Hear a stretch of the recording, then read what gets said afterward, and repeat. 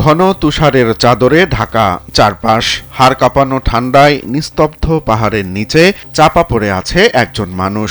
হাতে সময় খুব কম, প্রতিটি সেকেন্ডই এখানে জীবন মৃত্যুর ব্যবধান গড়ে দেয়। ঠিক তখনই তুষারের স্তূপ ঠেলে বাতাসের বেগে ছুটে এলো এক লোমশ উদ্ধারকারী। নিপুণ ঘ্রাণ শক্তিতে মুহূর্তেই খুঁজে বের করলো নির্দিষ্ট স্থানটি। শুরু হলো তুষার সরিয়ে প্রাণ বাঁচানোর লড়াই। নাটকীয় মনে হলেও এটি ছিল মূলত ফ্রান্সের আল্পস পর্বতমালা সংলগ্ন লে সাইসিস এলাকার একটি উদ্ধার মহড়া।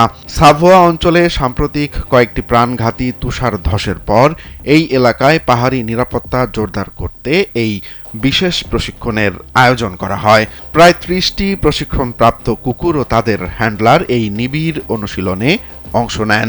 প্রশিক্ষক জর্দি মেজ জানান, বর্তমান প্রযুক্তির যুগেও তুষারের নিচে চাপা পড়া মানুষকে খুঁজে বের করতে কুকুরের ঘ্রাণ শক্তির কোনো বিকল্প নেই।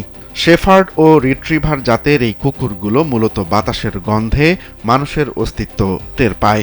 উদ্ধারকারী সান্দ্রা বলেন, দ্রুততম সময়ে ভিকটিমকে খুঁজে পাওয়াই আমাদের মূল লক্ষ্য, যাতে তাদের বেঁচে থাকার সম্ভাবনা বৃদ্ধি পায়। তুষার ধসে নিখোঁজদের উদ্ধারে এই ক্যানাইন ইউনিট বা বিশেষ কুকুর বাহিনী আল্পস অঞ্চলের মানুষের কাছে এক আস্থার নাম।